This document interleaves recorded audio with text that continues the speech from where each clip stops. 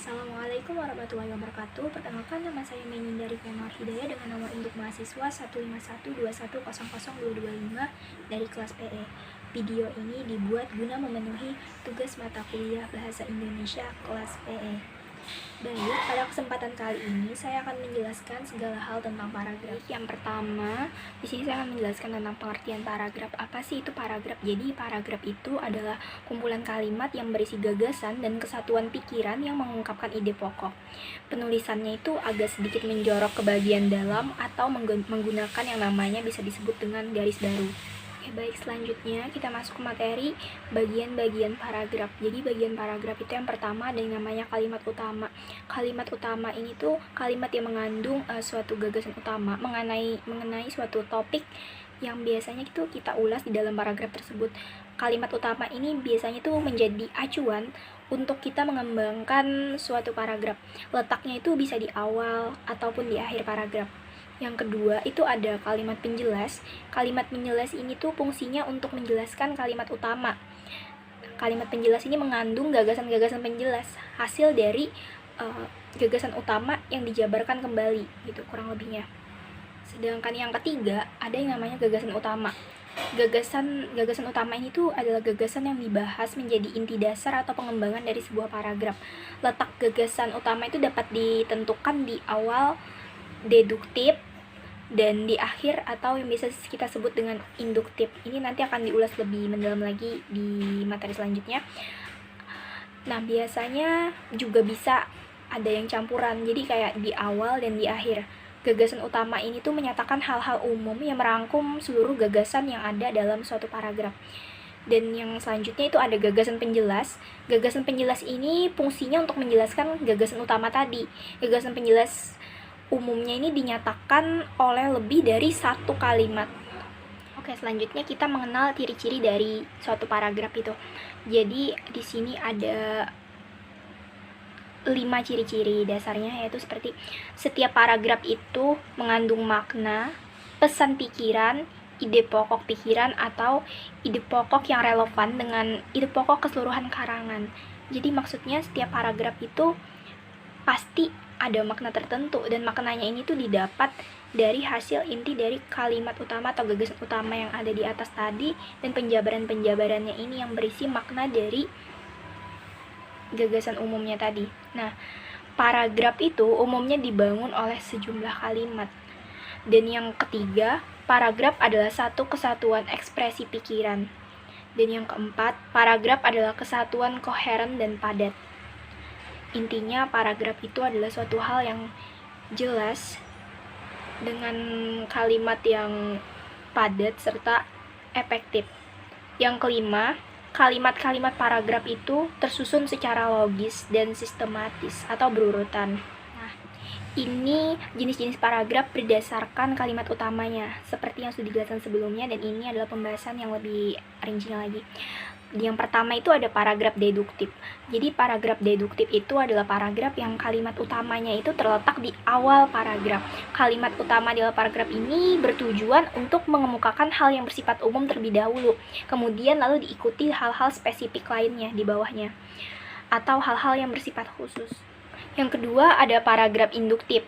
Nah, paragraf induktif ini sendiri adalah paragraf yang kalimat utamanya itu yang tadi kan di atas ya atau di awal, yang sekarang paragraf itu berada di bagian akhir. Jadi karakteristik paragraf induktif itu menyajikan penjelasan terlebih dahulu, kemudian diakhiri dengan pokok pembicaraan atau unsur dari khusus ke umum. Biasanya kalimat utama pada paragraf induktif itu menggunakan konjungsi penyimpul antar kalimat seperti jadi, maka, demikian, akhirnya, dan oleh karena itu.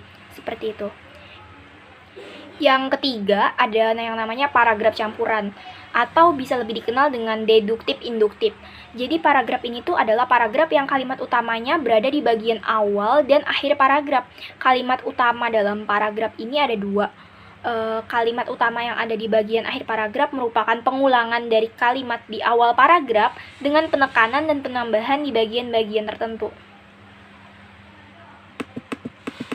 Selanjutnya terakhir ada paragraf ineratif adalah paragraf yang kalimat utamanya berada di tengah paragraf. Paragraf naratif diawali dengan gagasan penjelas sebagai pengantarnya, kemudian disajikan gagasan utama sebagai puncaknya. Dalam paragraf ini, kalimat-kalimat penjelasnya itu dipaparkan terlebih dahulu, lalu diikuti kalimat utamanya dan diakhiri dengan kalimat yang sebelumnya kan berdasarkan kalimat utamanya, yang sekarang ini berdasarkan isinya. Jadi, yang pertama itu ada paragraf eksposisi.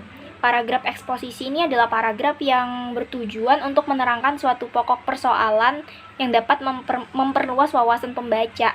Yang kedua ada paragraf deskriptif. Seperti namanya deskriptif berarti paragraf ini adalah kalimat yang menggambarkan segala sesuatu. Misal suatu suatu keadaan, suatu peristiwa, sehingga pembaca ini dapat dapat memperoleh seolah-olah dapat melihat atau mendengar dan merasakan serta mengalami peristiwa tersebut atau suatu hal tersebut gitu. Dan yang selanjutnya ada paragraf persuasi. Paragraf persuasi ini adalah paragraf yang isinya dapat mempengaruhi atau membujuk. Seperti namanya, persuasi. Artinya ini adalah paragraf yang sifatnya itu ajakan, yang dibuat untuk membuat seorang lain tertarik atau karena membaca ini, aku menjadi ingin seperti ini. Jadi seperti itu adalah yang dinamakan dengan paragraf persuasi. Yang selanjutnya ada paragraf argumentatif.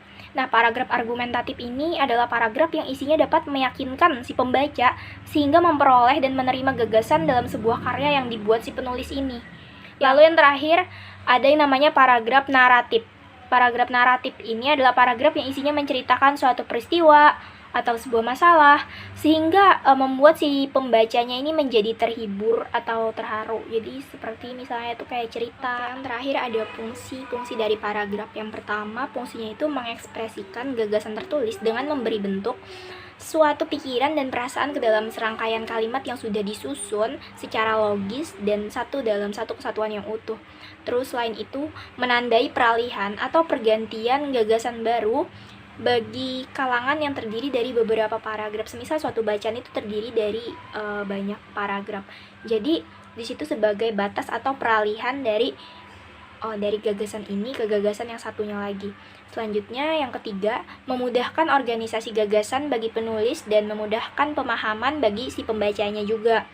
Yang keempat, memudahkan pengembangan topik dari si paragraf ini tadi ke dalam satuan-satuan kecil pikiran yang lebih mendetail.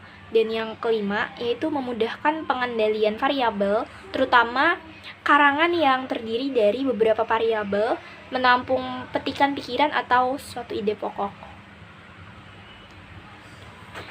Yang keenam, paragraf itu sebagai alat untuk memudahkan pembaca memahami jalan pikiran dari si penulisnya atau si pengarangnya, dan alat bagi si pengarang untuk mengembangkan jalan pikiran secara sistematis juga. Terus yang ketujuh, yang selanjutnya yaitu sebagai pedoman bagi pembaca untuk mengikuti dan memahami alur dari pikiran si pengarang atau si penulis ini tadi. Yang terakhir yaitu paragraf berperan atau berfungsi sebagai alat untuk menyampaikan ide pokok pengarang kepada para pembaca. Sekian yang bisa saya jelaskan segala hal tentang paragraf. Kurang lebihnya saya mohon maaf. Saya akhiri. Wabillahi taufiq wal hidayah. Wassalamualaikum warahmatullahi wabarakatuh.